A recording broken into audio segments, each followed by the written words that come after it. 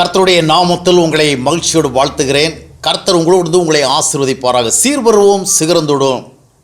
வாழ்க்கையில் சில நேரத்தில் நம்ம துக்கமாக இருக்கிறது பெரிய பாதகம் இல்லை. ஆனால் அந்த துக்கப்படக்கூடாது என்பதற்காக சிலர் என்ன பண்ணுவாங்கன்னா, தவறான வழிகளில் தங்களை சந்தோஷப்படுத்துவாங்க. மதுபானத்தை நாடுறது, தவறான பொழுதுபோக்கில் நாடுகிறது, இந்த மாதிரிப்பட்ட வழிகளில் போய் தங்களுடைய துக்கத்தை உணர விடாமல் போவாங்க. அதனால் பெரிய ஆபத்து ஏற்படும். பாருங்கள், கொஞ்சம் பசியாக இருக்கிறது பெரிய தவறு கிடையாது. ஆனால் பசிக்கு எதையாவது பிடிச்சி சாப்பிட்றோம் பாருங்க, அது பெரிய ஆபத்தை ஏற்படுத்தும்.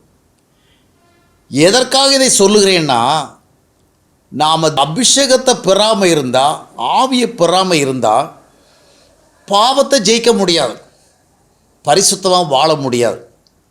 அதே நேரத்தில் தவறான அபிஷேகத்தை வாங்கிட்டோன்னு சொன்னால் பாவத்தை ஜெயிக்காமல் போகிறது மட்டுமல்ல, பரிசுத்தமாக வாழாமல் இருப்பது மட்டுமல்ல, அதை விட பலவிதமான மாய்மாலங்களும் பலவிதமான பாவங்களும் நம்ம வாழ்க்கையில் சூழ்ந்துடும்.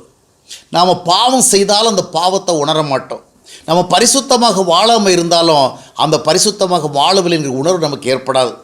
அதனுடைய விளைவாக பலவிதமான தவறான ஆவிகள் நமக்குள்ளே வந்துடும்.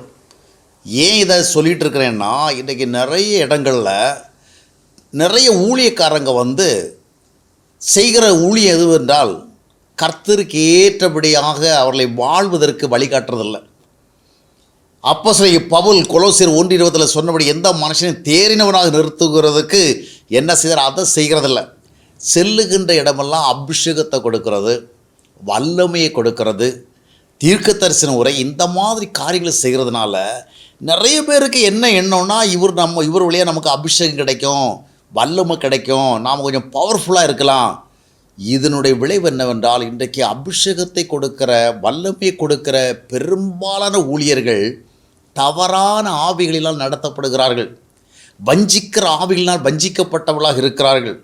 நிறைய பேருக்குள்ள அந்தி கிறிஸ்துவனுடைய ஆவி இருக்குது. அதனால் எந்த ஆவிகளையும் நீங்கள் அப்படியே நம்பக்கூடாது என்று வேதம் சொல்லுகிறது.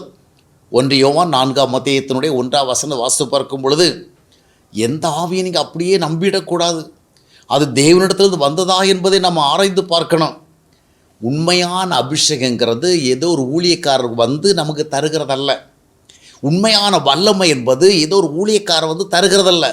ஆண்டவர் தம்முடைய சீடர்களுக்கு என்ன சொன்னார்? பரிசுத்த ஆவி உங்கள் மேலே வரும். ஏன் அவன் மேலே வருது? அவர்கள் இயேசு கிறிஸ்துவை ஏற்றுக்கொண்டவர்கள், அவர்கள் இயேசு கிறிஸ்துவோடு இணைந்து வாழ வந்தவர்கள். அதனால் அவர்கள் மேல் அபிஷேகம் வரும், ஆவி வரும். ஆவியை பெறுவதற்கு, அபிஷேகத்தை பெறுவதற்கு வேதம் காட்டுகிற வழி என்னவென்றால், இயேசு கிறிஸ்துவை விசுவாசித்து அவரை நாம் நமக்குள்ளே ஏற்றுக்கொள்ளுகிற பொழுது நாம் பரிசுத்த ஆவியை பெறுவோம். அதைத்தான் அப்போஸ்தலர் 2:38 சொல்லுகிறது.